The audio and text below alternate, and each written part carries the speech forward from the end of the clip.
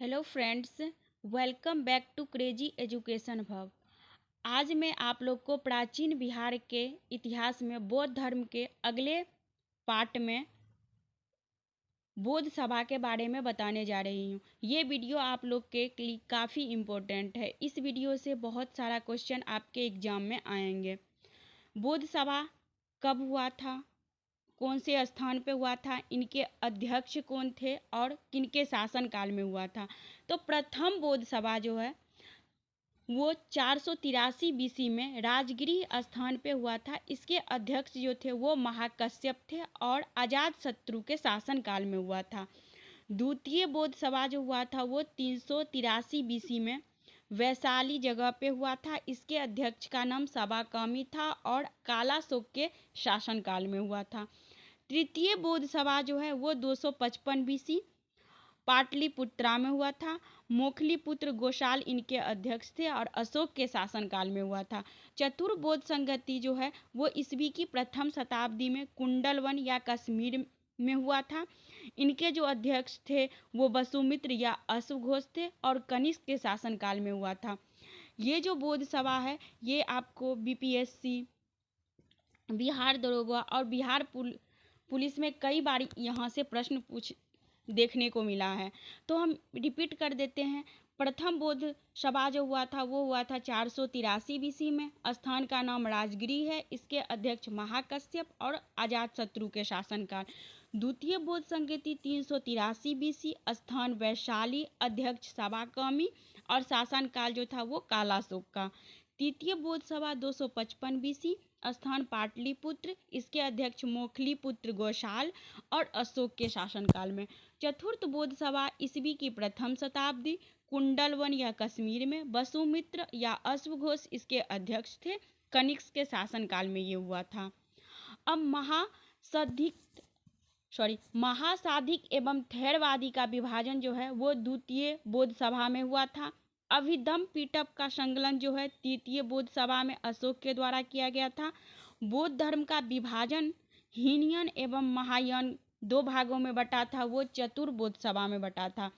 बुद्ध के मृत्यु के बाद अनेक शरीर के अवशेष को 8 स्तूपों का निर्माण हुआ। इनका जन्म एवं मृत्यु चीनी परंपरा के कैंटोन अभिलेख के आधार पर। हीनयान एवं महायान में अंतर। अब हम इस दोनों में अंतर देख लेते हैं। हीनयान जो था वो रूढ़िवादी परिवर्तन विरोधी था, जबकि महायान जो था वो परिवर्तन समर्थक था। हीनयान में बुद्ध को महापुरुष मानते थे और जबकि महायान जो थे वो बुद्ध को एक देवता या अवतार के रूप मानते थे और हीनयान में बुद्ध को देवता नहीं मानते थे। हीनयान जो थे वो मूर्ति पूजा का विरोध करते थे और महायान जो था वो मूर्ति पूजा में विश्वास करते थे। हीनयान श्रीलंका, दक्षिण भारत में बर्मा, थाईलैंड आदि जगह फैले हुए थे, जबकि महायान जो थे वो उत्तर भारत, चीन, जापान और तिब्बत में फैले हुए थे। हीनयान सन्यासी जीवन पर बल देते थे, जबकि महायान गृहस्थ जीवन पर बल देते थे। बोधिसत्व तो क्या है?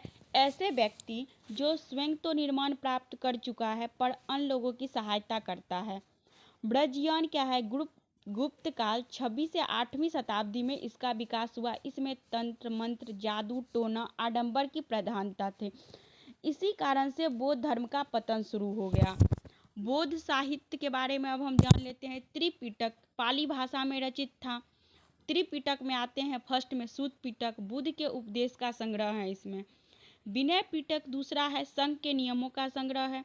अभिधम पिटक तीसरा है, बुद्ध के दार्शनिक विचार है। जातक कथा क्या है? तो बुद्ध के पूर्ण जन्म की कहानी का वर्णन है। इसमें बुद्ध चरित्र बोधों का रामायण सौंदरानंद अश्वघोष की रचना है। मिलीपन्नो नागसेन की रचना है। लाइट ऑफ एशिया राडन बिन अलार्ड की रचना है। चैत्य क्या होता है? चैत्य होता है पूजा स्थल यानी घर। स्तूप क्या होता है? तो बौद्ध धर्म के अवशेष। मृत्यु के बाद बौद्ध तथा उनके अनुयायियों का अवशेष जो है वो स्तूप होता है। मठ या विहार क्या होता है? तो जहाँ बौद्ध भिक्षु निवास करते हैं उसको हम लोग मठ या विहार कहते हैं। गंधार कला में महायान ने बोधों की मूर्ति बनवाया था। महायान बोधों की मूर्ति किस कलाम बनवाया था? तो वो गंधार कलाम बनवाया था, जिसे अधिकांश मूर्ति इसी काल में बनी है। तपस्या निरंजना फल्गु नदी के किनारे। वृक्ष जो था वो वृक्ष तपस्या जो गौतम बुद्ध किए थे वो किए थे निरंजना फल्गु नदी के किनारे। और वृक्ष पीपल के पेड़, वैशाख पूर्णिमा के दिन इनको ज्ञान की प्राप्ति हुई थी। प्रथम उपदेश इन्होंने दिए थे सारनाथ में, जिसे धर्म चक्र प्रवर्तन कहा गया पाली भाषा में। इनके प्रमुख अनुयायी शासक थे वो थे बिंबिसार और प्रसेनजित। महाविनिष्क्रमण का मतलब होता है गृह त्याग करना। अब महापरिनिर्वाण का मतलब होता है बौद्ध धर्म में मृत्यु को महापरिनिर्वाण कहते हैं। बौद्ध धर्म और जैन धर्म में अंतर क्या है, तो अब हम उसके बारे में देख लेते हैं। बौद्ध धर्म मूलतः अनिश्वरवादी है, जबकि जैन धर्म ईश्वर की मान्यता नहीं है। इसमें आत्मा की परिक्रमा नहीं है बौद्ध धर्म में, और जैन धर्म में आत्मा की मान्यता है। बौद्ध धर्म पुनः जन्म को मानता है, जबकि जैन धर्म यानी महावीर पुनः जन्म एवं कर्मवाद में विश्वास करते हैं। कुछ इम्पोर्टेंट पॉइंट है वो है अनिश्वरवादी के संबंध में बौद्ध धर्म एवं जैन धर्म में समानता है। Thank you. तो आज मेरा ये बौद्ध धर्म टॉपिक कंप्लीट हो गया। नेक्स्ट वीडियो में हम बताएंगे आपको जैन धर्म के बारे में। Thank you.